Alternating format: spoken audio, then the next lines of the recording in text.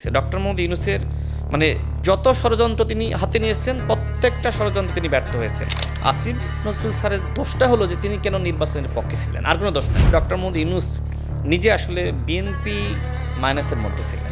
জামাত ইসলাম এমন একটি দল কখনো অখণ্ড ভারত চেয়েছে, কখনো অখণ্ড পাকিস্তান চেয়েছে, এদেশের স্বাধীনতা চায়নি। ৭১-এর গণহত্যার সহযোগী জামাত ইসলাম এবং শিবির, হাসনাত এবং সার্জিস জুলাই গণঅভ্যুত্থানের খলনায়ক। এনসিপি কি আসলে এই জামাতের পেটেই থাকবে, জামাত নামক হাঙ্গরের পেটে থাকবে, নাকি সেখান থেকে বের হয়ে এসে তারা নতুন রাজনীতি করবে? এইটা আমি তাদেরকে বলবো, আপনারা ভেবে দেখেন।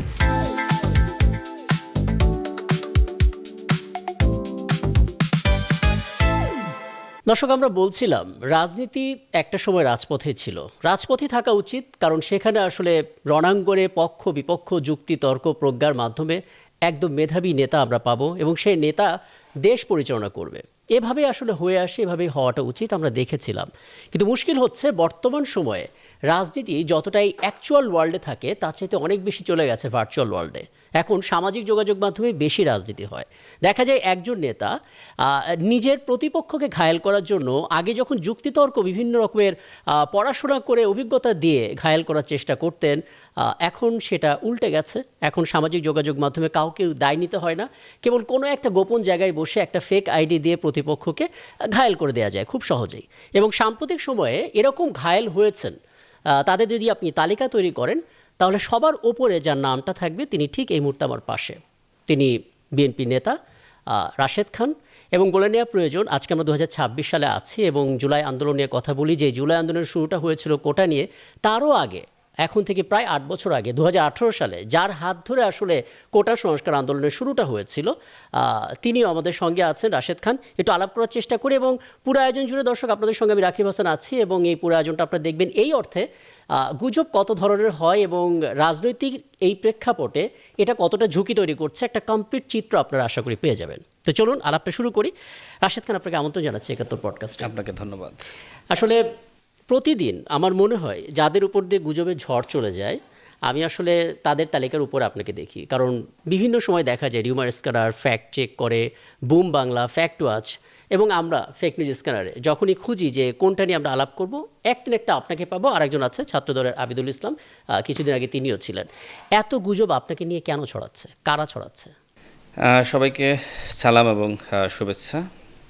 দেখেন, যেহেতু আমি বাংলাদেশের বর্তমান বিরোধী দল জামাত ইসলাম এবং জামাত জোটের সঙ্গী এনসিপি, তাদেরকে নিয়ে অনেক যৌক্তিক সমালোচনা করি এবং তারা আমার সমালোচনার কোনো উত্তর দিতে পারে না।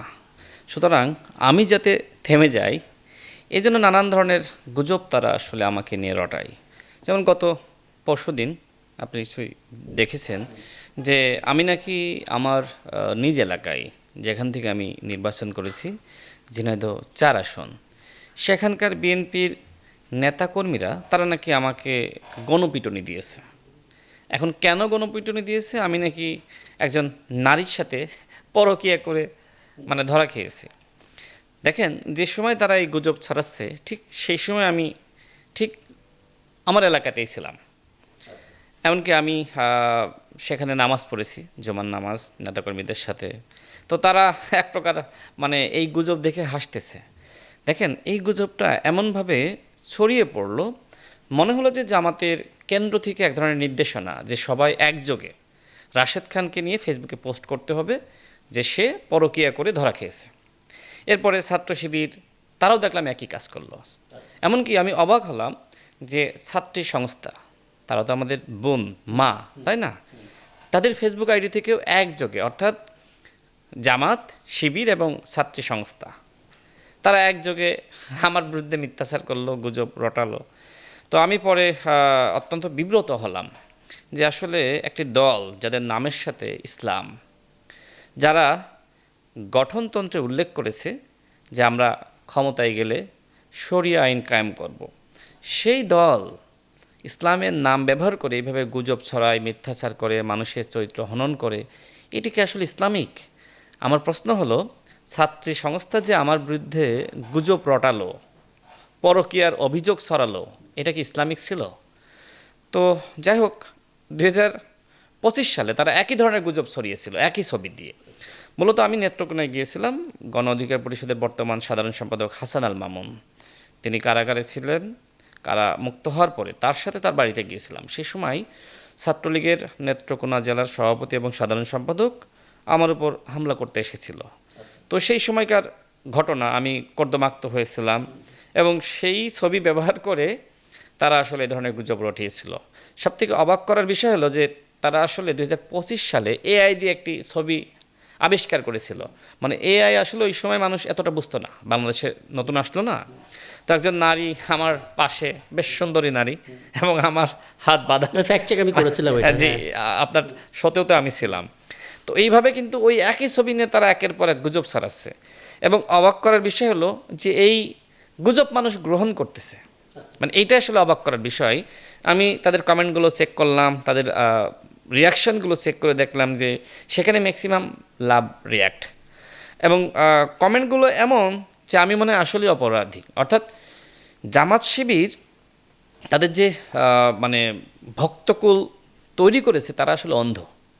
আমার কাছে মনে হয়েছে যে একদমই আসলে তারা মানে ফ্যাক্ট চেকিং করে না, সত্য মিথ্যা যাচাই করে না। নাকি নির্দেশিত? আমার কাছে মনে হয় অনেকটা অন্ধ, এবং যে সময় কেন্দ্র থেকে গুজব ছড়ানোর নির্দেশনা দেয় তারা একযোগে এটা আসলে ছড়ায়, সংঘবদ্ধভাবে ছড়িয়ে দেয়া গুজবের আমার ঝড়। কাছে মনে হয়েছে যে আসলে জামাত শিবিরকে এই মুহূর্তে যদি আপনি গুজব পার্টি বলেন তাও ভুল হবে না। কিন্তু জামাত শিবিরের অপর নাম গুজব পার্টি। আমার মনে আছে জামাতের একজনকে আমি জিজ্ঞেস করছিলাম, ইনফ্যাক্ট শিবিরের একজনকে আমি জিজ্ঞেস করছিলাম বট বাহিনী কারা, সবাই তো আপনাদেরকে বলা হয়। তো জার্নালে, একাত্তর জার্নালে উনি স্পষ্ট করে বলছিলেন যে বট বাহিনী তো ছাত্র দলের মধ্যেও আছে, বিএনপির মধ্যেও আছে, প্রমাণ করেন যে তাদের মধ্যে নাই। এখন এই জায়গাটাতে এসে আমরা অনেকে দ্বিধান্বিত হয়ে যাই, আমরা কিভাবে প্রমাণ করব যে বট বাহিনী আসলে কারা চালাচ্ছে? আপনি রাজনীতিবিদ, আপনার প্রজ্ঞা দিয়ে একটু বলবেন। দেখেন, এটা আসলে প্রজ্ঞার বিষয় নয়, বাংলাদেশে এটা প্রতিষ্ঠিত যে শিবির একটা বাহিনী, জামাতের একটা বাহিনী, জামাতের আর একটা বাহিনী আছে বট বাহিনী, এবং সেইটা দৃশ্যমান নয়। জামাত, শিবির এবং ছাত্রী সংস্থা যারা করে তাদের প্রত্যেকের কয়েকটি করে ফেসবুক আইডি থাকে। রিয়েল আইডি থেকে তারা খুব কমই গালিগালাজ করে, কিন্তু তারা ফেক আইডি থেকে আপনাকে গালিগালাজ করবে এবং আপনাকে চরিত্র হনন করবে, ফেসবুকে হাইপ সৃষ্টি করবে। নিশ্চয়ই আপনি একটি গবেষণা দেখেছেন, ডাকসু নির্বাচনের আগে যে নির্বাচনের মধ্য দিয়ে শিবির নেতা সাদিক কায়েম, ফরহাদ তারা ডাকসুর ভিপিজিএস হলো, এবং সেখানে তো গণ অভ্যুত্থানের 9 দফার ঘোষক আব্দুল কাদের সেও তো দাঁড়িয়েছিল, তাই না? তো দেখেন, এই আব্দুল কাদের এত জনপ্রিয়তা, তারপরেও সে কিন্তু আসলে ডাকসুর ভিপি হতে পারে নাই। কিন্তু গণ অভ্যুত্থানের সময় সাদিক কায়েম সালমান পরিচয়ে ছদ্মবেশ ধারণ করেছিল। সে মূলত গণ অভ্যুত্থান শেষ হওয়ার বেশ পরে তার পরিচয় সামনে এনেছে। সেই শিবির নেতা সে হয়ে গেল ডাকসুর ভিপি। কিভাবে? ফেসবুকে তারা একটা হাইপ তৈরি করেছিল। আমি যে গবেষণা দেখেছি সেখানে বলা হচ্ছে যে 1 টাকায় একটি গালি, এবং হাসনাত আবদুল্লাহ ফেসবুকে আব্দুল কাদেরকে নিয়ে একটি পোস্ট করেছিল। সেখানে সবাই কমেন্ট করতেছে, ব্রো এটা 2024 নয়। তার মানে কি, এই যে সংঘবদ্ধ একটা বট বাহিনী সেটা শিবিরের, এবং ওই গবেষণায় কিন্তু এটা প্রমাণিত হয়েছে যে সবাই সাদিক কায়েমের পক্ষে এই বট বাহিনী মতামত দিয়েছে। দেখেন, জাতীয় নির্বাচনের আগে ফেসবুকের প্রত্যেকটা জরিপে জামাত ইসলাম সরকার গঠন করে নাই, এমনকি জামাত নিজেও নির্বাচনের ফলাফল প্রকাশের আগে কে হবে প্রধানমন্ত্রী, কে হবে স্বরাষ্ট্রমন্ত্রী তার তালিকা কিন্তু মোটামুটি করে ফেলিয়েছিল। কারণ নির্বাচনের ফলাফল প্রকাশের আগে প্রত্যেকটা জরিপে, প্রত্যেকটা আলোচনায় এবং এমনকি ফেসবুকের পোস্ট দেখা যাচ্ছে যে আসলে জামাত সরকার গঠন করতে যাচ্ছে। তো জামাত ইসলাম এবং শিবির তারা আসলে এই সাইবার জগৎটা এমনভাবে তারা তৈরি করেছে যে এই জগতে আপনি যতই ভালো কথা বলেন, আপনার ভালো কথার কোনো গুরুত্ব তারা আসলে রাখছে না। আমি আরেকটা শোতে একজন উপস্থাপককে আমি জিজ্ঞেস করেছিলাম, তিনি আমাকে বলছেন যে আপনি তো খুব ভালো যৌক্তিক কথা বলেন, বেশ গুছালো, অনেক গল্পের মানে সুরে বা গল্পের মতন করে আলোচনা করেন। তাই আমি বললাম যে আপনি তো আমার কথাগুলো শোনেন, আপনি কি কমেন্ট করেন, আপনি কি রিয়াকশন দেন? তো তিনি বলছেন না, আমি দিই না, বাট আমি দেখি যে ম্যাক্সিমামই গালিগালাজ, অনেকে হা হা রিয়াকশন দেয়। তো আমি বললাম যে আপনি যদি এরকম রিয়াকশন আমার পক্ষে দিতেন বা কমেন্ট করতেন, তাহলে আসলে অনেকে আপনাকে দেখে হয়তো কমেন্ট করতো। তিনি বললেন যে ভয়ে আমি কমেন্ট করি না, যদি আমাকে গালি দেয়। তারপরে দেখেন, ভালো মানুষেরা কিন্তু আমার বক্তব্য শোনে, কিন্তু জামাত শিবিরের যে বট বাহিনী, তারা যে লাগাতার গালি দিতেছে, ওই নোংরা জগতে আসলে ভালো মানুষ ঢুকতে চায় না।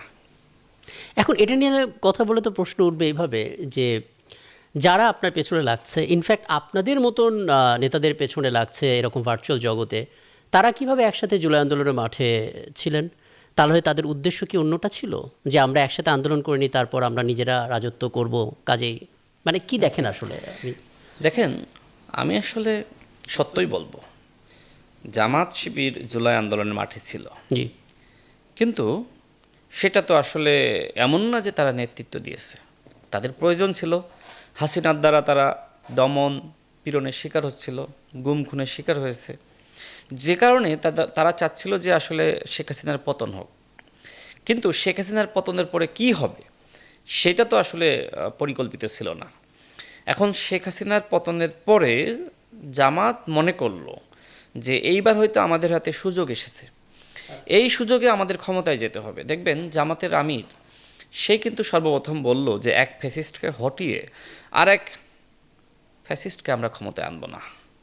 বিএনপির নব্য ফ্যাসিস্ট বলা, বিএনপি সংস্কার বিরোধী নানান ধরনের বক্তব্য কিন্তু জামাত ইসলাম শিবির লাগাতার দিতে থাকলো। তার মানে কি? তার মানে জুলাইয়ের ঐক্য যদি কেউ বিনষ্ট করে থাকে, সেটা জামাত এবং শিবির করেছে তাদের স্বার্থে, ক্ষমতায় যাওয়ার জন্য।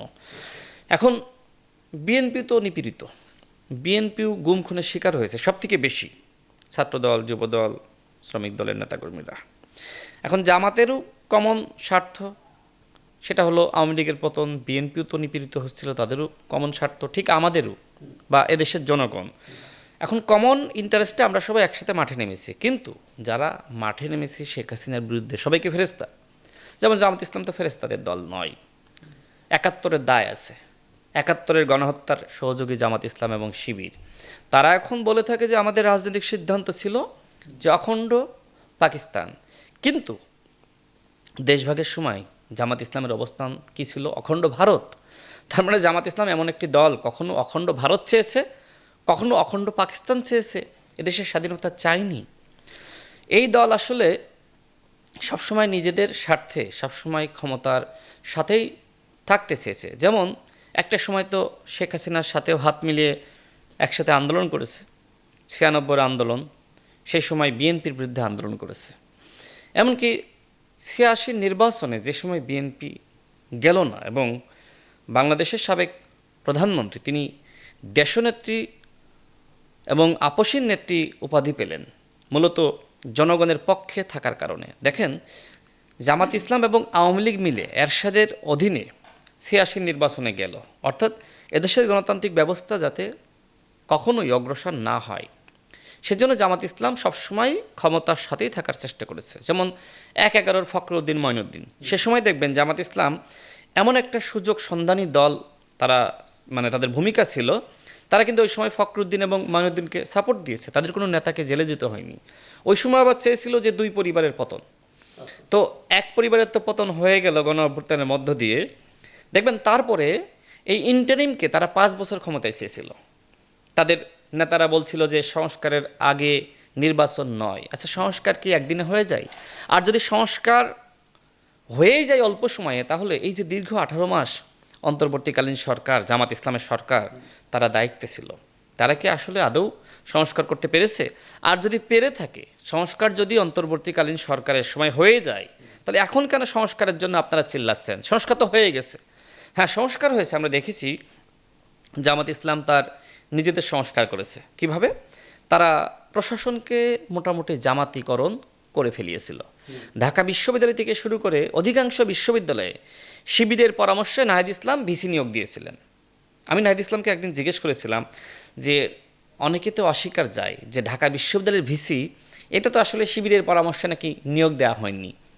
মানে আমি তাকে বললাম যে নাহিদ ইসলাম, এই যে মানে শিবির তোমাকে ব্যবহার করে, সে যেহেতু আমার জুনিয়র, একসাথে একসময় রাজনীতি করেছি, তোমাকে ব্যবহার করে শিবির এই কাজটা করলো, এই ফায়দাগুলো তারা লুটলো, এটা কি ঠিক হয়েছে? সে কিছুটা আফসোস করছিল। দেখেন, জামাত শিবির শিকার যাক আর না যাক, এইটা বাস্তবতা হলো যে ঢাকা বিশ্ববিদ্যালয় থেকে শুরু করে প্রত্যেকটা বিশ্ববিদ্যালয়ে হাতে গোনা দুই একটা ব্যতীত অধিকাংশ বিশ্ববিদ্যালয়ে কিন্তু শিবির এবং জামাতের পরামর্শেই ভিসি নিয়োগ দেওয়া হয়েছিল, প্রক্টর থেকে শুরু করে। এমনকি সচিব বলেন, বিভিন্ন জায়গায় গুরুত্বপূর্ণ জায়গায় আপনার কর্মকর্তা বলেন, সেই নিয়োগগুলো কিন্তু জামাতের পরামর্শ দেওয়া হয়েছিল। এমনকি নির্বাচনের আগে ওসি থেকে শুরু করে ইউনো, ডিসি, এসপি এগুলো অধিকাংশই কিন্তু জামাতের তালিকা ছিল। অর্থাৎ অন্তর্বর্তীকালীন সরকারের সময়ে জামাত শিবির নিজেদেরকে ব্যাপকভাবে উত্থান ঘটিয়েছে। এখন তারা মনে করছিল যদি 5টা বছর আমরা কোনোভাবেই ক্ষমতায় থাকতে পারি অন্তর্বর্তীকালীন সরকারের নামে বা রূপে, সেক্ষেত্রে বিএনপি অটোমেটিক্যালি তাদেরকে আমরা চাঁদাবাজ হিসেবে প্রতিষ্ঠা করতে পারবো, সংস্কার বিরোধী হিসেবে জনগণের সামনে ভিলেন হিসেবে তুলে ধরতে পারবো। এই নানান পরিকল্পনা নিয়ে মূলত অগ্রসর হচ্ছিল। তো এই প্ল্যানগুলো আমি জেনে যাই, এনিহাও আমি বুঝতে পারি। এমনকি অন্তর্বর্তীকালীন সরকারের 2-1 উপদেষ্টার সাথে তো আমার ভালো সম্পর্ক ছিল। আমি 3জন উপদেষ্টার নাম বলি যারা আসলে নির্বাচন বিরোধী ষড়যন্ত্র ব্যাপকভাবে বুঝতে পারে। যেমন একজন আসিফ নজরুল, একজন ওয়াহিদুদ্দিন মাহমুদ স্যার, একজন সালেউদ্দিন আহমেদ। এই 3জন মূলত ডক্টর মোহাম্মদ ইউনূসকে তারা আসলে বোঝাতে সক্ষম হন যে স্যার আপনি আরেকটি ফখরুদ্দিন মঈনুদ্দিন হেন না, আর আপনি যদি নির্বাচন না দেন আমরা কিন্তু পদত্যাগ করব। ডক্টর আসিফ নজরুলের কথা বললেন আপনি? এক্স্যাক্টলি। তাকে নিয়ে তো আসলে অনেক কিছু শুনি। না, আমি তার সাথে আসলে গভীরভাবে অনেক সময় কাজ করেছি, উঠা বসা করেছি। তার বিরুদ্ধে অনেক কিছু শোনার একটাই কারণ হলো যে তিনি নির্বাচনের পক্ষে ছিলেন। তিনি তো আসলে অন্য আরও কয়েকজন উপদেষ্টা ছিল। আচ্ছা, এটা পরে শুনবো। ওই লাইনে আমি থাকি। ডক্টর ইউনূসকে বলা হলো যে আরেকটা ফখরুদ্দিন মঈনুদ্দিন হয়েন না, তারপরে আমি ওইখানেই যাব। তো যাই হোক, তারা এই কয়েকজন কিন্তু নির্বাচনের আসলে পক্ষে ছিলেন। আসিফ নজরুল স্যারের দোষটা হলো যে তিনি কেন নির্বাচনের পক্ষে ছিলেন, আর কোনো দোষ নাই। হ্যাঁ, উনি ওনার কথা মিনিটে চেঞ্জ হয়। তিনি বলেছেন বিশ্বকাপ খেলতে যাবে না বাংলাদেশ, পরে বলেছে ক্রিকেটাররা খেলতে যায় নাই দেখে আমরা যাই না, মানে এরকম স্টেটমেন্টগুলো টুইস্ট হয়ে যায়। ওনার তো আসলে টুইস্ট হয়েছে। স্বাভাবিকভাবে উনি যে দায়িত্বে গিয়েছিলেন উনি তো আসলে রাজনীতি কখনো ওইভাবে করেননি, তাই না? তো ওই পজিশনে আসলে রাজনৈতিক বুদ্ধিমত্তা না থাকলে ওই পজিশনে আসলে অনেক সময় খেই হারিয়ে খেলতে হয়। আমার কাছে মনে হয় যে রাজনৈতিক মানে অভিজ্ঞতা না থাকার কারণে অনেক উপদেষ্টা সততা থাকলেও অনেক সময় খেয়ে হারিয়ে ফেলেছেন। আমার কাছে মনে হয় ডক্টর মোহাম্মদ আসিফ নজরুল দুর্নীতি করেছেন, এখনো পর্যন্ত এরকম কোনো স্পষ্ট জবাব বা তথ্য প্রমাণ আমরা পাইনি, তাই না? কিন্তু ডক্টর মোহাম্মদ ইউনূস নিজেই তো দুর্নীতির সাথে নৈতিকভাবে তার অধঃপতন হয়েছে। বাংলাদেশের একজন প্রধান উপদেষ্টা তিনি আদম ব্যবসার লাইসেন্স নেবেন, এটাকে আসলে কল্পনা করা যায়? বাংলাদেশের বর্তমান মাননীয় প্রধানমন্ত্রী তিনি যদি তিনি আসলে আদম ব্যবসার লাইসেন্স নেন, এটা আপনার কাছে কেমন লাগবে বলেন তো? তো প্রধান উপদেষ্টা মানে তো প্রধানমন্ত্রী। তো বাংলাদেশের প্রধান উপদেষ্টা তিনি প্রাইভেট বিশ্ববিদ্যালয়ের লাইসেন্স নিয়েছেন, নিজের নামের কর মওকুফ করিয়েছেন, ব্যবসা বাণিজ্যের সুবিধা নিয়েছেন। তো এই জন্য আসলে তিনিও চাচ্ছিলেন যে আমি যত সময় দীর্ঘায়িত করতে পারবো আমার এই ব্যবসা বাণিজ্যের প্রসার বেশি হবে। এই জন্য তিনি আসলে নিজে বুঝে বা না বুঝে, দেখবেন যে তিনি যে সময় দেশের বাইরে গিয়েছেন সেই সময় তিনি নিজে বলেছেন যে বাংলাদেশে একটি দল ছাড়া কেউ নির্বাচন চায় না। তার মানে কি? তার মানে তিনি আসলে নির্বাচনের পক্ষে ছিলেন না, তাকে নির্বাচনের পক্ষে কিন্তু আনতে হয়েছে। আমরাও জনমত তৈরি করেছি, উপদেষ্টাদের একটা অংশ তারাও তাকে বুঝিয়েছে। এবং তিনি কিন্তু বলা যায় যে আমার কাছে মনে হয়েছে ডক্টর মোহাম্মদ ইউনূস নিজে আসলে বিএনপি মাইনাসের মধ্যে ছিলেন। আমার কাছে মনে হয়েছে তিনি চাচ্ছিলেন যে এনসিপি এবং জামাত ইসলাম ক্ষমতায় আসুক। এনসিপির নামটা কিন্তু আমি 1 নম্বরে বলেছি। এর কারণটা কি? কারণ তিনি মনে করছিলেন যে এনসিপি আমাদের নিয়োগ দিয়েছে, তাদের কারণে আমরা প্রধান উপদেষ্টা হয়েছি, জীবনে কখনো আন্দোলন করি নাই। শেখ হাসিনাকে আমরা কখনো স্বৈরাচার বলি নাই। যে সময় বাংলাদেশে গণ অভ্যুত্থান চলছিল এই সময় কি ডক্টর মোহাম্মদ ইউনূস জনগণের পক্ষে দাঁড়িয়েছিল? দাঁড়ায়নি। তো এরকম একজন মানুষকে এনসিপি তারা নিয়োগ দিয়েছে, সুতরাং তাদের কৃতজ্ঞতা ছিল যে তারা এনসিপিকে ক্ষমতায় আনবে। এই যে একটা উপদেষ্টা পরিষদ, এই উপদেষ্টা পরিষদ তো আসলে এনসিপির উপদেষ্টা পরিষদ ছিল। এই উপদেষ্টা পরিষদ তো তারা বলতো আপনার দেখবেন নিরপেক্ষতা তারা ধরে রাখতে পারে নাই। এখন এনসিপি যেহেতু ডক্টর মোহাম্মদ ইউনূসকে নিয়োগ দিয়েছিল, ডক্টর মোহাম্মদ ইউনূস দেখবেন কয়েকটি বক্তব্যে বলেছে যে ছাত্ররাই আমাদের নিয়োগকর্তা, ছাত্রই আমাদেরকে বসিয়েছে, ছাত্রদের উচিত একটি দল গঠন করা। তিনি নিজে আশীর্বাদ জানিয়েছেন। এমনকি নির্বাচনের কিছুদিন আগে তিনি বলেছিলেন যে এই ছাত্রদের অনেকে মন্ত্রী হবে।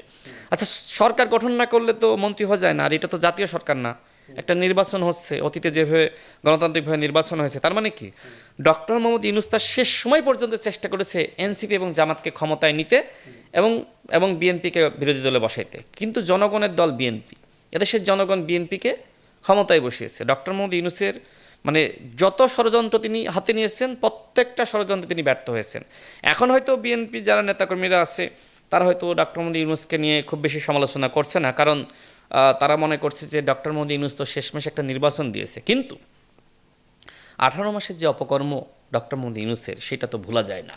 আমার কাছে মনে হয় যে বিএনপির নেতৃবৃন্দ ডক্টর মোহাম্মদ ইউনূসের যে 18 মাসের অপকর্ম এটা ভুলে যায়নি। ইতিহাস এটা সাক্ষ্য দিবে। এই জন্য আমি দাবি করি আওয়ামী লীগের 16 বছরের বিচার হইতে হবে। ডক্টর মোহাম্মদ ইউনূসের কারণে যে গণ অভ্যুত্থান ব্যর্থ হলো, যে স্বপ্ন মানুষ দেখেছিল, 18 মাসের যে লুটপাট, দুর্নীতি, নৈতিক অধঃপতন এবং জুলাই গণ অভ্যুত্থানকে ব্যর্থ করার অপচেষ্টা, এই 18 মাসেরও বিচার হওয়া দরকার। আপনি দেখবেন যে টিআইবি সর্বশেষ একটা রিপোর্ট দিয়েছে, সেখানে বলা হচ্ছে যে অন্তর্বর্তীকালীন সরকারের আমলে সব থেকে বেশি ঘুষ হয়েছে।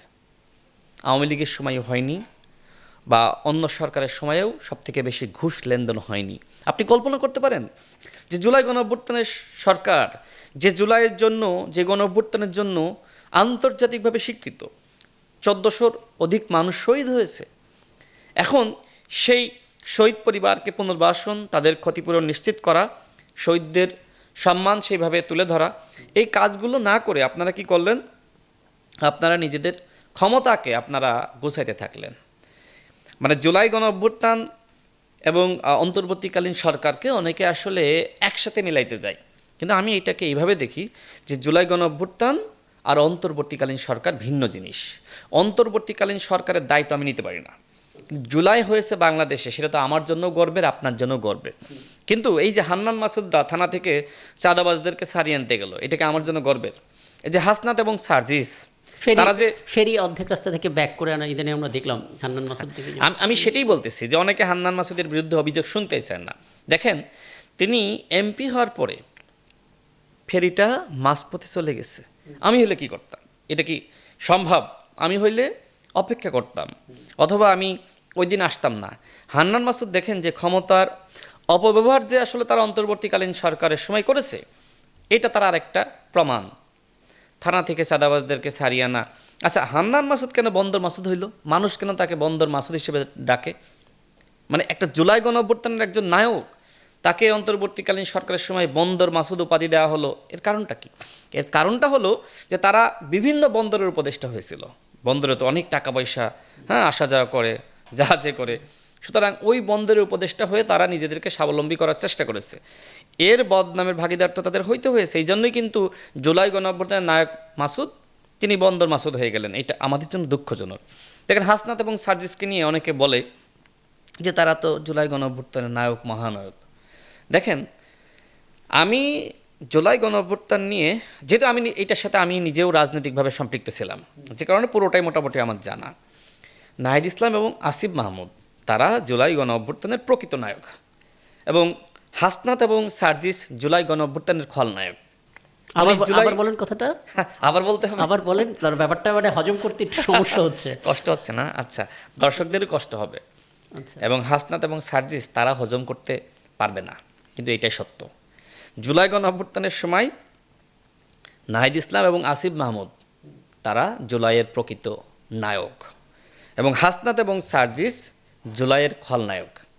এখন এইটা যদি প্রমাণ আপনি চান, তাহলে আপনি নাহিদ ইসলামকে জিজ্ঞেস করবেন, যদি আপনার কখনো সুযোগ হয়, যে জুলাইয়ের সময় হাসনাত এবং সার্জিসের ভূমিকা কী ছিল। দেখেন, 19 জুলাই শহীদের রক্ত মারিয়ে আওয়ামী লীগের মন্ত্রীদের সাথে হাসনাত এবং সার্জিস তারা কি বৈঠক করতে যায়নি? আরেকজন ছেলে হাসনাত এবং সার্জিসের সাথেই ছিল, হাসিব আল ইসলাম। দেখেন, এই হাসনাত আবদুল্লাহ ম্যাচ থেকে গোয়েন্দা সংস্থার সাথে মিটিং করার জন্য হাসিব আল ইসলামকে নিজে গিয়ে এনেছিল। সে কিন্তু শেষায় আসে নাই। মানে যেহেতু ফোকাসে কোচিং করতো, আমি তার সাথে কথা বলেছি, তো সেই হিসেবে হাসনাতকে এই হাসিব স্যার হিসেবে ডাকতো। তো স্যার ডেকেছে, গোয়েন্দা সংস্থা নিয়ে যেতে বলেছে, আওয়ামী লীগের মন্ত্রীদের সাথে মিটিং করতে হবে, তো গিয়েছে সে। হাসিব কিন্তু গিয়েছে, সে অনেকটা জুনিয়র ছিল, তাকে আমি দোষ দিতে চাই না, কিন্তু হাসনাত আবদুল্লাহ সিনিয়র হয়ে কিভাবে ওই 19 জুলাই কিন্তু সব থেকে বেশি শহীদ হয়েছে। আর ওই দিন শহীদের রক্ত মারিয়ে সে আওয়ামী লীগের মন্ত্রীদের সাথে বৈঠক করতে গেছে। যে আওয়ামী লীগের মন্ত্রীদের সাথে শহীদের রক্ত মারিয়ে বৈঠক করতে যায় তাকে তো আমি জুলাইয়ের পক্ষের শক্তি বলতে পারি না, তাই না? সুতরাং হাসনাত এবং সার্জিসকে আমি জুলাইয়ের পক্ষের শক্তি মনে করি না। দেখেন আরেকটা ঘটনা বলি, সেটা হলো যে সময় ডিবি হেফাজতে আসিফ, বাকের মজুমদার, নাহিদ ইসলাম এবং তাবাসসুম, সাথে আরও দুজন, কে হাসনাত এবং সার্জিস, সব মিলে 6 জন। এখন এই যে 4 জনকে আগে নিয়ে গেল, বাকি দুজন থাকলো। এই বাকি দুজন তো আসলে গোয়েন্দা সংস্থা বা ডিজিএফ এর ট্র্যাপের মধ্যে ছিল। এখন অনেক কথা শোনা যায় যে যেহেতু ওই 4 জনকে নিয়ে গেছে, এই দুজন যদি আসলে ডিবি হেফাজতে না নেওয়া হয় তাহলে বিতর্কিত হয় না। যেহেতু 19 জুলাই তারা কিন্তু ইতিমধ্যে বৈঠক করে এসেছে, আওয়ামী লীগের মন্ত্রীদের সাথে সংলাপ করেছে, তো শোনা যায় যে তারা নিজেরাই বলেছিল যে আমাদেরকে ওইখানে নিয়ে যান, না হলে আমরা বিতর্কিত হচ্ছি। হাসনাত এবং সার্জিস মূলত কোটা সংস্কার আন্দোলন চেয়েছিল, রাষ্ট্র সংস্কার চায়নি। এখন সেই হাসনাত এবং সার্জিস যে সময় রাষ্ট্র সংস্কারের কথা বলে সত্যি আমার হাসি পায়। আর যে সময় সার্জিস বিশেষ করে সে শেখ মুজিবুর রহমানের বিরুদ্ধে বক্তব্য দেয়, সে সময় আমি এক প্রকার বলা যায় যে বিচলিত হই। কারণ শেখ মুজিবুর রহমানের পক্ষে এমন কোনো বয়ান উৎপাদন নাই, চমৎকারভাবে কবিতা আবৃত্তি করা, বক্তব্য দেওয়া, যে কাজটি আসলে সার্জিস আলম করে নাই, সবই তো করেছে। এমনকি হাসনাত কিন্তু বলা যায় আন্দোলনের সময় ছাত্রলীগের লবিকে মেনটেন করেছে। দেখেন আমার ফেসবুকে কিছুদিন আগে হাসনাতের একটি অডিও ক্লিপ আমি ছেড়েছিলাম, আপনি চাইলে শোর পরে আপনাকে আমি দেখাবো। সেখানে হাসনাত নিজেই বলছে যে মিছিল করতে গিয়ে ছাত্রলীগের সাথে কোনো ঝামেলা বাঁধুক, এইটা আমি সবসময় অ্যাভয়েড করেছি। তার মানে কি? তার মানে সে চেয়েছে সবসময় শান্তিপূর্ণ আন্দোলন। মিছিলটা মধুর ক্যান্টিনের সামনে দিয়ে যাবে, হলপাড়া দিয়ে যাবে, এটা সে কখনোই চায়নি। সে চেয়েছে যে সেফ জোনে, ছাত্রলীগ থেকে দূরে থেকে আসলে মূলত মিছিল করা। দেখেন আবু সাইদ হত্যাকাণ্ডের শিকার হলো কত তারিখে? 16 জুলাই। 17 জুলাই আপনার শহীদ মিনারে একটা প্রোগ্রাম ছিল, সেখানে নাহিদ, আসিফ, বাকের মজুমদার তারা সিদ্ধান্ত নিয়েছিল, না এটা আসলে 17 জুলাই না, এটা 16 জুলাই। 16 জুলাই 2টার সময় শহীদ মিনারের সামনে প্রোগ্রাম ছিল। তো ওই সময় প্রোগ্রাম চলতেছে, হঠাৎ করে ফেসবুকে তারা দেখলো যে আবু সাইদ, চট্টগ্রামে ছাত্রদল নেতা ওয়াসিম থেকে শুরু করে 6 জন মোটামুটি শহীদ হয়ে গেছে। তো সেই সময় আসিফ মাহমুদ একটি বক্তব্য সে দিয়েছিল, মানে নিজেদের আলোচনায়, যে শুয়োরের বাচ্চারা আমাদের ভাইগুলোকে হত্যা করছে। ঠিক তার ভাষাটা, এই ল্যাঙ্গুয়েজ সে ব্যবহার করেছিল। মানে আমি ওই যে অ্যানালাইসিস করতে গিয়ে আমি এই তথ্যগুলো পেয়েছি। কিন্তু আসিফ মাহমুদ তার একটু আগেই দেখবেন একজন ছাত্রদল নেতা স্লোগান দিচ্ছিল যে তুমি কে আমি কে, রাজাকার রাজাকার, কে বলেছে স্বৈরাচার। একটা ভিডিও নিশ্চয়ই আপনি দেখেছেন যে আসিফ মাহমুদ গিয়ে থামিয়ে দিচ্ছে, তাই না? অর্থাৎ আসিফ মাহমুদ আবু সাইদ হত্যার আগ পর্যন্ত সেও কিন্তু চেয়েছিল কোটা সংস্কার, কিন্তু যে সময় হত্যাকাণ্ডের ঘটনা ঘটে গেল সে আসলে নিজেকে আর সামলাইতে পারে নাই, সে হাসিনার পতন চেয়েছে। এবং সেই সময় ঘরোয়া আলোচনা করে মোটামুটি তারা মিছিলটা ক্যাম্পাসের দিকে নিয়ে যাবে। ওই দিন 16 জুলাই রাজু ভাস্কর্যে ছাত্রলীগ অবস্থান করছিল এবং সেই দিন মোটামুটি সবাই প্রস্তুত। এমনকি শহীদ মিনারে যারা উপস্থিত হয়েছিল সবার কাছে প্রশ্ন করছে মিছিল করার সময় যে আমরা কি শহীদ মিনার থেকে আমরা কি রাজু ভাস্কর্যে যাব, আমরা কি ছাত্রলীগকে ভয় পাই? আসিফ মাহমুদ নিজেই কিন্তু এই স্লোগান মাইকে দিয়েছিল। সবাই বলেছিল না, আজকে আমরা ছাত্রলীগকে প্রতিহত করব। কিন্তু সেই দিন কিন্তু হাসনাত এবং সার্জিস মিছিলটা ওইদিকে যেতে দেয়নি, তারা দোয়েল চত্বর থেকে তারা কিন্তু ঢাকা মেডিকেলের মানে ওই দিকে নিয়ে গেছে। তারা এই ভিতর দিয়ে আপনার যে রাজু ভাস্কর্যের দিকে আসবে, বাংলা একাডেমির সামনে দিয়ে আসতে দেয়নি। তার মানে কি? তার মানে জুলাইয়ের হিস্ট্রি যদি আপনি দেখেন তাহলে পুরোটা সময় মোটামুটি হাসনাত এবং সার্জিস তারা খলনায়কের ভূমিকা পালন করেছে। ছাত্রলীগ আওয়ামী লীগের লবি মেনটেন করেছে।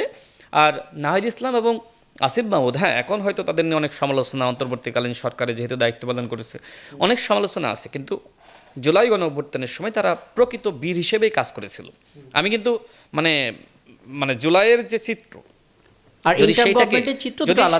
যদি সেটাকে আমি বিশ্লেষণ করি তাহলে আসিফ এবং নাহিদের নেতৃত্বে গণ অভ্যুত্থান, আর হাসনাত এবং সার্জিসের নেতৃত্বে আওয়ামী লীগের রক্ষার আন্দোলন, হাসিনা বা ছাত্রলীগকে রক্ষার আন্দোলন, মানে এই ধরনের হিস্ট্রি আপনি পাবেন। নাহিদ ইসলাম আসিফ মাহমুদকে জিজ্ঞেস করবেন।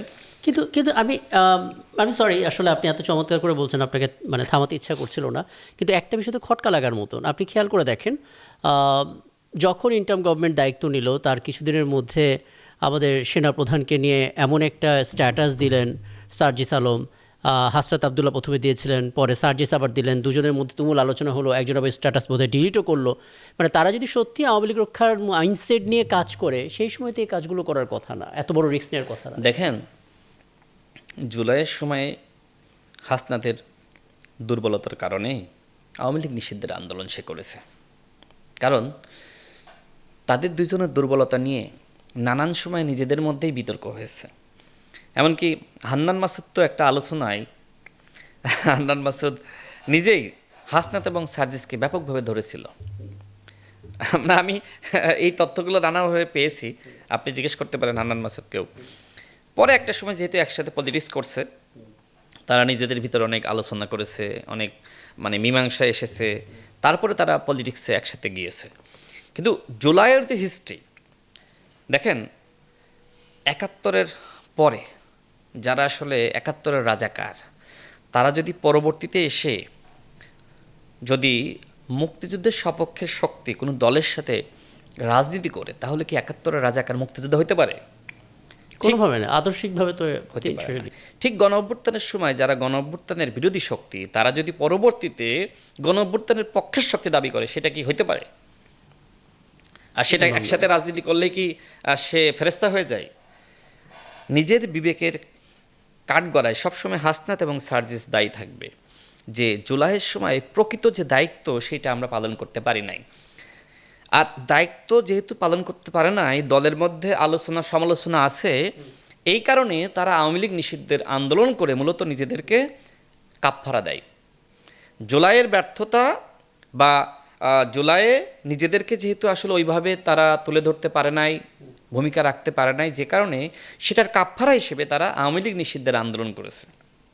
দেখেন, হাসনাত আবদুল্লাহ আওয়ামী লীগের বিরুদ্ধে সে এত বড় নেতা হয়ে উঠল, তাহলে জুলাইয়ের সময় তাকে কেন আওয়ামী লীগের বিরুদ্ধে আমরা এত বড় নেতা হিসেবে আমরা পেলাম না? এবি জুবায়েরকে চিনেন না? ঢাকা বিশ্ববিদ্যালয়ের ডাকসুর নেতা। এবি জুবায়েরকে একটু জিজ্ঞেস করবেন। ঢাকা বিশ্ববিদ্যালয়ে একটা ফেসবুক গ্রুপ ছিল, সেখানে যারা আসলে আন্দোলনের সময় স্বেচ্ছাসেবী হিসেবে কাজ করত, সেখানে প্রতিনিয়ত হাসনাত এবং সার্জিসকে নিয়ে সমালোচনা হতো যে তারা হাসিনার পক্ষে কথা বলছে, তারা আওয়ামী লীগ রক্ষার আন্দোলন করছে। মানে যে সময় একের পর এক লাশ ফেলানো হচ্ছে, সেই সময়েও হাসনাত এবং সার্জিস তারা আওয়ামী লীগের পক্ষে কথা বলে যাচ্ছিল। আমি নাম বলে দিচ্ছি, তো জিজ্ঞেস করবেন। 3 আগস্ট একটা ইন্টারেস্টিং ঘটনা বলি, শোনেন। 3 আগস্ট হাসনাত এবং সার্জিসকে প্রতিহত করার জন্য একটা টিম তৈরি করা হয়েছিল। সিরিয়াসলি? এটা আমরা জানতাম না। এর কারণটা হলো যে যারা আসলে ছাত্র শক্তির নেতৃবৃন্দ ছিল, যেহেতু আওয়ামী লীগের মন্ত্রীদের সাথে সংলাপ করেছে, যেহেতু মোটামুটি তাদের বক্তব্য সবসময় আওয়ামী লীগের পক্ষে যাচ্ছিল, তারা সবসময় এত রক্তের পরেও তারা শান্তিপূর্ণ আন্দোলন চাচ্ছিল, শান্তিপূর্ণ মীমাংসা চাচ্ছিল, যে কারণে তাদেরকে সবসময় সন্দেহের চোখেই দেখছিল। তো 3 আগস্ট মোটামুটি একটা প্রস্তুতি রাখা হয় যে ওরা যদি কোনোভাবে শেখ হাসিনার পক্ষে বলে এবং এক দফার ঘোষণার বিরুদ্ধে বলে, তাহলে ওদেরকে প্রতিহত করা হবে। সেই প্রতিহত করার জন্য একটা টিমের প্রস্তুতি ছিল এবং সিনিয়র নেতাদের একজন সেই টিমটা তৈরি করেছিল। এগুলো জুলাইয়ের ইতিহাস। এই জন্য আমি নাহিদ ইসলাম এবং আসিফ মাহমুদকে বলবো যে আপনারা সবসময় তো বলেন যে মুক্তিযুদ্ধের সঠিক ইতিহাস আমরা জানি না। জুলাইয়ের সঠিক ইতিহাসকে জাতি জানে? জানানোর দায়িত্ব কার? নাহিদ ইসলামের। তো আপনি কেন জুলাইয়ের প্রকৃত ইতিহাস মানুষের সামনে তুলে ধরছেন না? জুলাইয়ের নায়ককে, খলনায়ককে? রাশেদ খান যদি জুলাইয়ের খলনায়ক হয়ে থাকে, বলেন যে রাশেদ খান জুলাইয়ের খলনায়ক। জুলাইয়ের সময় তো আমরা একসাথেই কাজ করেছি। আচ্ছা রাশেদ খান, যদি আপনি একটু ডট মেলান, তাহলে একটা ভয়াবহ চিত্র আমরা দেখতে পাই, মানে সম্ভাবনা বা শঙ্কার কথা আপনি যদি বলেন। ধরুন আপনার কথা অনুযায়ী আমরা ধরলাম যে হ্যাঁ, জুলাই গণ অভ্যুত্থানের 2 জন খলনায়কের, একজন সার্জিস, একজন হাসনাত। খেয়াল করুন, হাসনাত কিন্তু এখন পার্লামেন্টের মেম্বার অফ পার্লামেন্ট, সংসদ সদস্য। সে যদি আওয়ামী লীগ সুরক্ষার দায়িত্ব সেই সময় নিয়ে থাকে, সে কাজ তো সে এখনও করতে পারে। যদি সেটাই হয়, তাহলে পুনর্বাসনের একটা পথ তৈরি হয়। মানে যদি আপনার থিওরিগুলো আমরা ধরি, করবে না, এখন সেই সুযোগটা নাই। কারণ সে যে দলে বিলং করে এই দলের অধিকাংশ শেখ হাসিনার চোখে আসলে শত্রু। দেখেন, আর যারা পরবর্তীতে ওই দলের সাথে সম্পৃক্ত হয়েছে, ওই দলের এজেন্ডা বাস্তবায়নের কাজ করছে, তারা এখন হাসিনার পক্ষে কথা বললেও তারা আসলে শেখ হাসিনা বাংলাদেশে ফিরে আসলে মাপ পাবে না, যদি কখনো মানে হাসিনা বা আওয়ামী লীগের রাজনীতি বাংলাদেশে ফিরে আসে। সুতরাং তারা এখন বাধ্য হয়ে তো হাসিনার বিরুদ্ধে বলছে। আচ্ছা, আমার হিস্ট্রিগুলো বা আমার কথাগুলো যদি আপনার কাছে মনে হয় যে এটার মানে ক্রস চেক করা দরকার, আপনি তাদের সাথে কথা বলবেন। আমি তো বলতেছি, ঝুঁকি নিয়েই বলতেছি। হ্যাঁ, আমি ঝুঁকি নিয়েই বলতেছি, আমি জানি বলে বলতেছি। আমি এই জন্য দাবি করতেছি যে নাহিদ ইসলাম জুলাই গণঅভ্যুত্থানের একটা বই লেখুক। কেন লিখতেছে না? কারণ আমি জানি নাহিদ ইসলাম যদি জুলাইয়ের প্রকৃত সত্য লিখতে যায় তার হাত কাঁপবে, সে তার বন্ধুর বিরুদ্ধে লিখতে পারবে না। এই জন্যই সে এখনো পর্যন্ত জুলাই গণঅভ্যুত্থান নিয়ে কোনো বই লেখে নাই। আসিফ মাহমুদ যে বই লিখেছে না, আমি তাকে জিজ্ঞেস করেছিলাম, তুমি যে বই লিখেছো এটা তো একপ্রাক্ষিক ইতিহাস, সঠিক ইতিহাস কোথায়? এই ঘটনাগুলো জুলাইয়ের সময় ঘটেছিল, সেগুলো কই? সে আমাকে বলছে যে ভাই সব তো লেখা যায় না। হ্যাঁ, জিজ্ঞেস করেন আসিফ মাহমুদকে আমি মিথ্যা বলতেছি কিনা। আপনার টেলিভিশন বাংলাদেশের একটা স্বনামধন্য প্রতিষ্ঠান, আমি কি টেলিভিশনে এসে মানে এইভাবে ফাপড়বাজি করতে পারি, মিথ্যা বলতে পারি? আপনার কি? হ্যাঁ, দেখেন এখন যে অবস্থা হয়েছে, আমি একটা কথা প্রায়ই শুনি যে কিয়ামত যত ঘনিয়ে আসবে মানুষ সত্যকে মিথ্যার, মিথ্যাকে সত্য মনে করবে। তো এখন যেহেতু জামাতের জোটে আছে তারা, সুতরাং জামাতের সাথে থাকলে আপনি ফেরেস্তা। আমি যেহেতু জামাতের সাথে নাই, সুতরাং আমি তো গাদ্দার। আর হাসনাত এবং সার্জিস জুলাইয়ের গাদ্দার হয়েও তারা এখন জামাতের জোটে গিয়েছে, এই জন্য তারা এখন ফেরেস্তা হয়ে গেছে। আমি কিন্তু স্পষ্ট হয়ে বলেছি যে জুলাইয়ের সময় তারা গাদ্দার ছিল। একজন রহস্যময় চরিত্র নিয়ে একটু বলেন। মানে আমি আসিফ মাহমুদ, সজীব ভুঁইয়া কিংবা নাহিদ ইসলামের কথা শুনলাম, সার্জিদ হাসনাতের ভূমিকা নিয়েও আপনি একটা কথা বললেন, কিন্তু সব কিছু ছাপিয়ে ডাক্তার ইউনূস স্বীকৃতি দিয়েছিলেন যে পুরো জিনিসটা মেটিকুলাস ডিজাইন বলুন বা মাস্টার প্ল্যান বলুন, মাহফুজ, আপনার দৃষ্টিতে তার কি ভূমিকা ছিল জুলাইয়ের মধ্যে? দেখেন, জুলাইয়ের মধ্যে তার কি ভূমিকা ছিল সেটি তিনি নিজেই বলেছেন। প্রথমত, মাহফুজ আলম জুলাইয়ের মাস্টার মাইন্ড নন।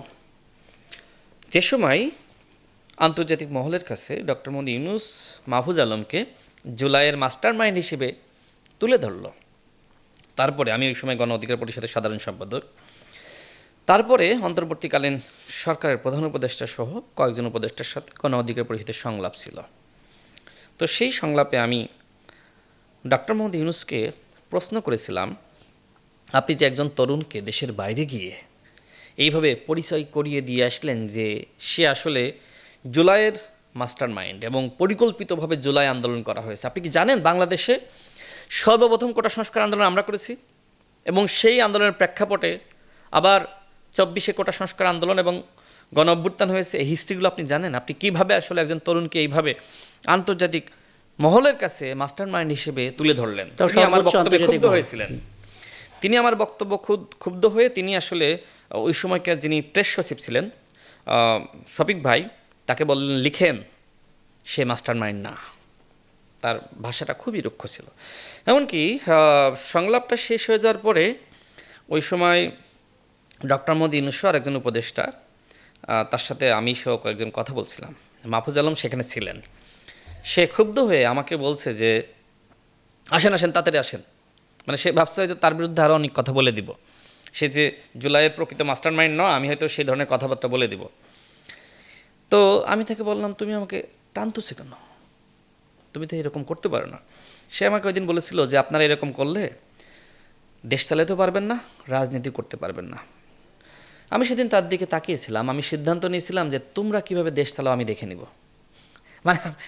মানে আমারও এক ধরনের ক্ষোভ তৈরি হয়েছিল। হ্যাঁ, তো তারপর থেকে তো মোটামুটি আমি সরকারের যত সমালোচনা, আমার কাছে মনে হয় অন্তর্বর্তীকালীন সরকারের সময় আমার থেকে বেশি সমালোচনা কেউ করে নাই, কারণ অন্তর্বর্তীকালীন সরকারের খুঁটিনাটি কোথায় কী হচ্ছে সব তথ্যগুলো আমার কাছে আসতো, এনিহাও আসতো, যে কারণে আমি আমার মতন করে তথ্য পাওয়ার আলোকে আমি সমালোচনা করতে পারতাম। দেখেন, আমি ঠিক এই জুলাই গণ অভ্যুত্থানের তথ্য লিপিবদ্ধ করতে গিয়ে আমি যে তথ্য পেয়েছি সেটা হলো যে 3জন ছাত্র সমন্বয়ক তারা আত্মগোপনে ছিল। 3জনের সাথে আরেকজন ছিল ছাত্রদল নেতা জিশান, যাকে আমরা কখনোই আসলে পাই না, সামনে পাইনি। সে ওই যে ভিডিও করে দেওয়া, পিছন থেকে কথা বলা, যত পরামর্শ আলোচনা একসাথে করেছে, কিন্তু তার নামটা সামনে আসে নাই। আমরা তো 3জন মানে আত্মগোপনে থাকা সমন্বয়কের নাম জানি, হান্নান আর আব্দুল কাদের এবং মাহিন সরকার, না সরি 4জন, আব্দুল কাদের, রিফাত রশিদ, আব্দুল হান্নান মাসুদ আর হচ্ছে মাহিন সরকার, 4 জন, মূলত 5 জন ছিল, আরেকজন জিসান, তিনি ছাত্রদলের রাজনীতি এখনও করেন, ওই সময় করতেন। তো যাই হোক, তাদের সাথে আমার অনেক কথা হয়েছে, মানে হান্নান মাসুদ ছাড়া বাকি 4 জনের সাথে আমার আসলে এই জুলাই গণঅভ্যুত্থানের বই লিখতে গিয়ে কথা হয়েছে। আমি হান্নান মাসুদের সাথে যোগাযোগ করার চেষ্টা করেছি। আপনি বই লিখছেন জুলাই অলরেডি লেখা 2টা বই লিখেছি, একটা কবে পাবো 2018 সালের কোটা সংস্কার আন্দোলন নিয়ে, আর একটা 24 সালের গণঅভ্যুত্থান কবে নিয়ে। পাবো এটা আমরা? এটা আমি বলতে পারতেছি না, এটা যাক, লেখা শেষ, দর্শকরা মোটামুটি। একটু শুনে নিল আর কি। জি, আমি যে লেখা শেষ, বাট এটা পরিবেশ পরিস্থিতির উপরে আমি ডিপেন্ড করবে কবে পাবলিশ করব। আরও হয়তো অনেক তথ্য সেখানে সংযুক্ত করা দরকার আমার কাছে মনে হচ্ছে। ওকে, ক্যারি অন। তো যে কথা বলছিলাম, তো সেখানে একজন সমন্বয়ক আমাকে বললেন যে সময় খুব ক্রিটিক্যাল অবস্থা, তো আমরা আসলে মাহফুজ ভাইয়ের সাথে যোগাযোগ করেছি। তো একদিন তো আসলে তার সাথে দেখা করার জন্য সম্ভবত 27 জুলাই, মানে তাকে আমরা ফোন দিলাম, তিনি ফোন দিয়ে বলছেন এখন কথা বলা যাবে না, এ করা যাবে না, সে করা যাবে না। তো তারা বলল যে ভাই আপনার সাথে আমাদের দেখা করা লাগবেই, পরামর্শ দরকার, আমরা এখন কী করব। পরে একটা বাসার ঠিকানা দিল, সেখানে এই সমন্বয়করা মানে যাইতে গিয়ে দেখলো যে তার ফোন বন্ধ, মাহফুজ আলমের সাথে আর যোগাযোগ করতে পারে নাই। তো তারপর থেকে মোটামুটি মাহফুজ আলমের উপরে মোটামুটি ক্ষুব্ধ ছিল। নিশ্চয়ই আপনার মনে আছে যে হাসিব আল ইসলাম তিনি ফেসবুকে একটা পোস্ট করেছিলেন, তাকে আসলে বাসা থেকে ডিজিএফআই তুলে নিয়ে গিয়ে তাকে দিয়ে আসলে ওই পোস্ট লিখিয়েছিল। সেই সময় বলছিল যে সময় ছাত্র সমন্বয়করা ডিবি হেফাজতে, তো সেই সময় বলছে আন্দোলন যে সময় মাঠে মাঠ খায় সেই সময় আসলে আলোচনার টেবিলে বসতে হয়, মানে যেহেতু নাহিদ ইসলামরা, আসিফ মাহমুদরা বা অন্যান্য সমন্বয়করা যারা আত্মগোপনে ছিল তারা তো আসলে সংলাপে বসতে রাজি না। তো হাসিব আল ইসলামকে দিয়ে একটা পরিবেশ তৈরি করার চেষ্টা করলো, একটা নেরেটিভ, যে এখন আর আন্দোলন করে লাভ হবে না, মাঠে তো কেউ না, এখন আসো শেখ হাসিনার সাথে আলোচনায় বসো। তো আমি হাসিবের সাথে কথা বলেছি, হাসিব বললো যে ভাই ডিজিএফআই আমাকে তুলে নিয়ে গিয়েছিল, তুলে নিয়ে গিয়ে এমন একটা বয়ান সৃষ্টি করার চেষ্টা করলো, আমার আইডি থেকে তারা ফেসবুকে পোস্ট করালো যে এখন সংলাপে বসতে হবে, যে সময় মাঠের আন্দোলন করা যায় না সেই সময় সংলাপে বসতে হয়। তা আমি পরবর্তীতে বাসায় ফিরে আমার কাছে খুব খারাপ লাগলো, অনেক বড় অপরাধী আমাকে মনে হলো, আমি পোস্টটা ডিলিট করে দিয়েছিলাম। তো আমি ওই যে 4 জন সমন্বয়ক আত্মগোপনে ছিল, আমি নাম বলতেছি না, তো একজনের সাথে মাহফুজ আলম সম্পর্কে আমি জানতে গিয়ে তিনি আমাকে বললেন যে ভাই শেষের দিকে মোটামুটি মাহফুজ আলম ভাই হঠাৎ ফোন দিয়ে বলছে আন্দোলনটা এখন ক্যাম্পাসে নিতে হবে। তো আমাদেরকে সন্দেহ লাগলো যে ডিজিএফআই কি তাহলে মাহফুজ আলম ভাইকে দিয়ে সেই হাসিব আল ইসলাম যে ভাষায় পোস্ট করেছিল একই ভাষায় কথা বলতেছে, সেও কি আসলে ডিজিএফআইয়ের খপ্পরে? তারা আসলে এক ধরনের মাহফুজ আলমকে অনেক ধরনের বকা ঝকা দিয়ে ফোন কেটে দেয় যে এখন আন্দোলন সারা দেশে ছড়িয়ে পড়েছে আর আপনি বলতেছেন ক্যাম্পাসে যাও, ক্যাম্পাসে আন্দোলন করো, হল দখল করো। তো গণ অভ্যুত্থান তো শেষের দিকে, এটা মোটামুটি 31 জুলাই বা আপনার 30 জুলাই বা 1 আগস্ট এই সময়ের ঘটনা। তো মাহফুজ আলম যদি মাস্টার মাইন্ড হয়ে থাকে, সে কিভাবে এই শেষ সময় এসে বলে যে এখন আর সারা দেশে আন্দোলন না, তোমরা এখন ক্যাম্পাসে আন্দোলনটা গোছাও? এই বিষয়ে মাহফুজ আলমকে আমি একদিন জিজ্ঞেস করেছিলাম, তার আবার ভিন্ন ব্যাখ্যা আছে, যে সে চাচ্ছিল যে আন্দোলনটা স্ক্যাটার হয়ে গেছে, ক্যাম্পাস থেকে আবার গুছিয়ে শুরু করি। তো আপনি বলেন, ঢাকা বিশ্ববিদ্যালয়ের নেতৃত্বে কোটা সংস্কার আন্দোলন শুরু হয়েছিল, কিন্তু গণ অভ্যুত্থান দেশের জনগণের নেতৃত্বে সংগঠিত হয়েছে। এটা সত্য না মিথ্যা বললাম? অবশ্যই।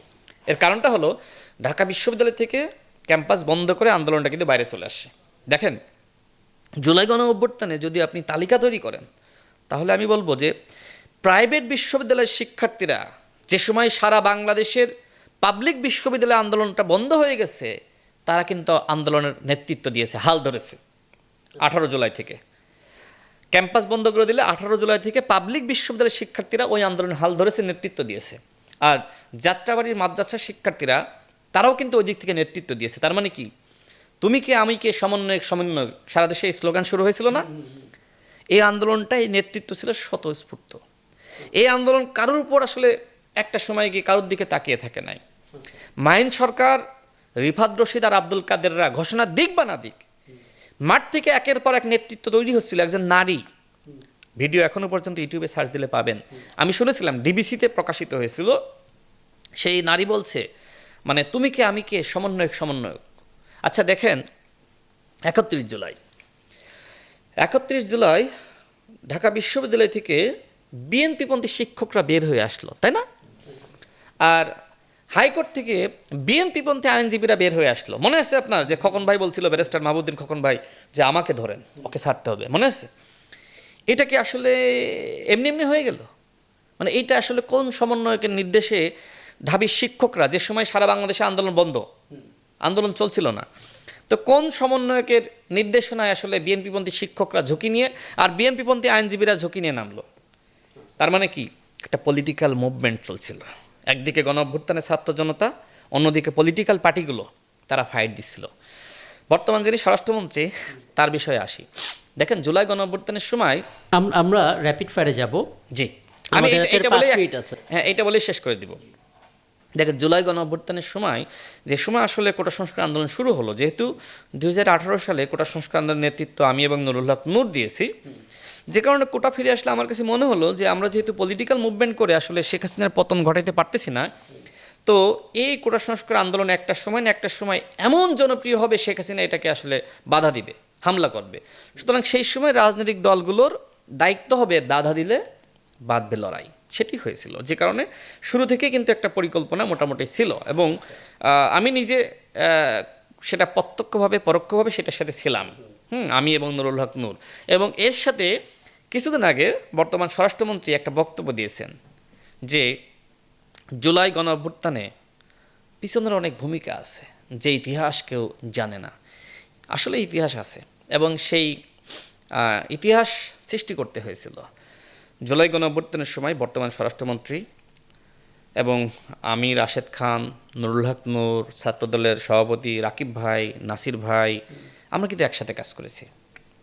এবং এটার পুরো সমন্বয় আবার বাংলাদেশের বর্তমান মাননীয় প্রধানমন্ত্রী তিনি করেছেন। হ্যাঁ, আরও হয়তো অনেকে ছিল, কিন্তু আমি যাদের নামগুলো জানি যে আমরা একসাথে মোটামুটি কাজ করেছি যে কখন কি করা উচিত।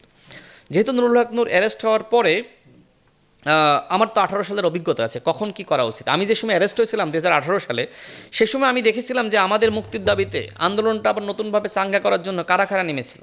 ওই অভিজ্ঞতার আলোকে আসলে বর্তমান স্বরাষ্ট্রমন্ত্রীর সাথে আমি কিন্তু কাজ করছিলাম। তো ওই যে 31 জুলাই, সেটা কিন্তু একটা পরিকল্পনার অংশ ছিল। আন্দোলনটা বন্ধ হয়ে গেছে। আমি ওই সময় স্বরাষ্ট্রমন্ত্রীকে বললাম যে ভাই, তিনি যেহেতু বিশ্ববিদ্যালয়ের বড় ভাই, যেন ভাই হিসেবেই ডাকে, এবং সে আমাকে ছোট ভাই মনে করে। তো ওই সময় আমি তাকে বললাম যে আন্দোলন তো বন্ধ হয়ে গেছে, নতুনভাবে তো আসলে যদি পেশাজীবীরা মাঠে না নামে তাহলে এই আন্দোলন ঘুরে দাঁড়ানো কঠিন হবে। তো সেই সময় আমাদের মধ্যে আলোচনা হয় যে এখন শিক্ষক এবং আইনজীবীদেরকে নামাইতে হবে। তো সেই পরিকল্পনার অংশ হিসেবে কিন্তু বিএনপিপন্থী শিক্ষক এবং বিএনপিপন্থী আইনজীবীরা নামে 31 জুলাই।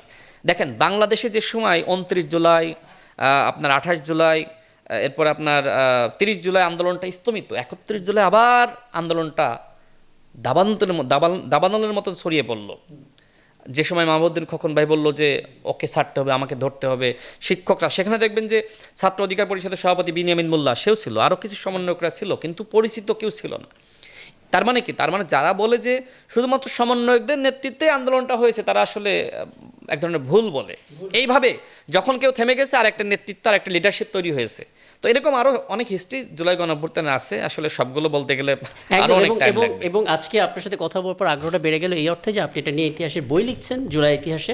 দেখা যাক, কারণ আমাদের তো ইতিহাস বিকৃতি হয়, আমরা আওয়ামী লীগের না, এই বইটা শুধুমাত্র আমি লিখলে হবে না। এই বইটা নাহিদ ইসলাম এবং আসিফ মাহমুদকে, তাদেরকে প্রকৃত ইতিহাসের বই লিখতে হবে। আমি নাহিদ ইসলামকে আজকের এই শো থেকে আমি তাকে অনুরোধ করব, সে যাতে জুলাই গণ অভ্যুত্থানের প্রকৃত ইতিহাস মানুষের সামনে তুলে ধরে। এটা তার নৈতিক দায়িত্ব। যদি জুলাইয়ের প্রকৃত ইতিহাস মানুষ না জানে, তাহলে জুলাইয়ে কে খলনায়ক ছিল এবং সেটা গোপন করার জন্য ইতিহাসের কাছে নাহিদ ইসলামকে দায়ী থাকতে হবে। এই জন্য নাহিদ ইসলামকে বলবো, সে যেহেতু জুলাই গণ অভ্যুত্থানের প্রধান সমন্বয়ক ছিল, তার দায়িত্ব 71-এর মতন জুলাইকে বিকৃত না করা। 71-এর প্রকৃত ইতিহাস আমরা জানি না, এখন যদি জুলাইয়ের প্রকৃত ইতিহাসও আমরা না জানি, তাহলে তো মানুষ এটা নিয়ে প্রশ্ন ব্যর্থতার দিকতেই আমরা ঘুরপাক খাবো। অনেক ধন্যবাদ রাশেদ খান। মানে আপনার সাথে কথা বলার বড় ব্যাপার হচ্ছে সময় খুব দ্রুত চলে যায়। তারপর আমি যেটা বুঝতে পারলাম, অনেক অনেক আনটোল্ড স্টোরি আছে যেগুলো আসলে জানার খুবই প্রয়োজন সাধারণ মানুষের, কারণ নানা রকমের ন্যারেটিভ তৈরি হচ্ছে। আর যেহেতু এটা তরুণদের আন্দোলন ছিল, জেএনজিদের আন্দোলন ছিল, তারা আসলে কোন বিশ্বাস নিয়ে বড় হবে তার উপরে নির্ভর করছে। এক মিনিটের মধ্যে শেষ করব। দেখেন, অনেকে বলে থাকে যে জুলাইয়ের সবথেকে বড় সুবিধাভোগী দল হলো বিএনপি। বাংলাদেশে যদি একটা সুষ্ঠু নির্বাচন হতো, তাহলে বিএনপি ক্ষমতায় আসতো, এটা তো সত্য। আর বাংলাদেশে যদি জুলাই না হতো, তাহলে এনসিপি নামক দল তৈরি হতো না। বাংলাদেশে জুলাই না হলে ৭১-এর স্বাধীনতা বিরোধী শক্তি তারা আসলে বাংলাদেশের প্রধান বিরোধী দল হতে পারত না। সুতরাং যারা বলে জুলাইয়ের সুবিধাভোগী বিএনপি, তারা আসলে ভুল বলে। বরং ১৬ বছরের যে সংগ্রাম, সেই সংগ্রামটা যদি বিবেচনা করেন, সবথেকে বেশি সংগ্রাম করেছে এই বাংলাদেশে গণতন্ত্রের জন্য বিএনপি। সেই বিএনপিকে এনসিপির একজন নেতা নাসিরউদ্দিন পাটোয়ারি সে বলেছে যে বঙ্গোপসাগরে পাঠিয়ে দিব ইরান থেকে। এটা আমি শেষ করে দিব। ইরান থেকে ফিরে এসে একজন জুলাই গণঅভ্যুত্থানের নেতাকে এইভাবে গণতন্ত্রের পক্ষের শক্তি, জুলাইয়ের পক্ষের শক্তি একটা দল বঙ্গোপসাগরে কি পাঠাতে পারে? আমি নাসিরুদ্দিন পাটোয়ারির বক্তব্য নিয়ে আলাপ করতে চাই না এই অর্থে যে এখানে আসলে সময় নষ্ট করা হয়, কারণ অনেক বক্তব্যের আসলে ব্যাখ্যা হয়তো উনি দেখেন, আমার শেষ কথা হলো বাংলাদেশে যদি আওয়ামী লীগকে কোনো দল মোকাবেলা করতে পারে সেটা হলো বিএনপি। বিএনপি এনসিপির নেতৃবৃন্দকে পাহারা দিয়ে রেখেছে, অন্যথায় আওয়ামী লীগ নামক হাঙ্গর এনসিপিকে বহু আগে গিলে ফেলতো। এবং এনসিপি যে তরুণদের দল, তাদের প্রতি আমার পরামর্শ থাকবে যে বাংলাদেশে এই মুহূর্তে কিন্তু অপোজিশনের একটা বিশাল সংকট রয়েছে। আমি কখনোই ৭১-এর বিরোধী শক্তিকে বাংলাদেশের বিরোধী দল হিসেবে আমি মানতে পারি না। এই জন্য বলবো যে এনসিপি যদি স্বতন্ত্র রাজনীতি বাংলাদেশে করে তাহলে তাদের একটি সম্ভাবনা আছে। এনসিপিকে বঙ্গোপসাগরের হাঙ্গরের মতন ইতিমধ্যে জামাত ইসলাম গিলে ফেলিয়েছে। এখন এনসিপিকে আসলে এই জামাতের পেটেই থাকবে, জামাত নামক হাঙ্গরের পেটে থাকবে, নাকি সেখান থেকে বের হয়ে এসে তারা নতুন রাজনীতি করবে? এইটা আমি তাদেরকে বলবো আপনারা ভেবে দেখেন। আপনাদের নিয়ে আমরাও স্বপ্ন দেখি, হ্যাঁ, আলোচনা থাকবে, কিন্তু এই দেশে যদি নতুন বন্দোবস্তের রাজনীতির নামে আপনারা নতুন ভণ্ডবস্তের রাজনীতি করেন, মানুষ কিন্তু মানবে না। দেখেন, গতবার জুলাইয়ের পদযাত্রা আর এইবারের জুলাইয়ের পদযাত্রার পার্থক্যটা দেখেন। এইবার কিন্তু জুলাইয়ের পদযাত্রায় মানুষ অংশ নেয়নি, তাদের যে অবস্থান এত কমলো অল্প সময়ের মধ্যে। কারণটা কি? একমাত্র কারণ হলো যারা স্বপ্ন দেখেছিল যে এনসিপি নতুন একটি দল, তরুণদের দল, এবং অনেকে যুক্ত হয়েছিল। ডাক্তার জারারা দেশের বাইরে থেকে এসে এনসিপিতে যুক্ত হয়নি, অসংখ্য তরুণ যুক্ত হয়েছিল, দেশের বাইরে থেকে এসে যুক্ত হয়েছিল। তারা কিন্তু এনসিপি থেকে পদত্যাগ করেছে। একটাই কারণ হলো যে এনসিপি আসলে জামাতের আরেকটি শিশু সংগঠনে পরিণত হয়েছে। এটা অনাকাঙ্ক্ষিত, দুঃখজনক। অনেক ধন্যবাদ রাশেদ খান। সময়ের অতিক্রম করে অনেক দূর চলে এসেছি, কিন্তু কথা বলতে ইচ্ছা হচ্ছিল। কৃতজ্ঞতা এবং সামনে কোনো আয়োজনে ধন্যবাদ পাবো। দর্শক, আপনাদেরকে ধন্যবাদ। ৭১ পডকাস্টের সামনে আয়োজনে নতুন অতিথি থাকবে এবং এভাবে আমরা খোলামেলা আলাপ করার চেষ্টা করব। আমাদের সঙ্গে থাকবে।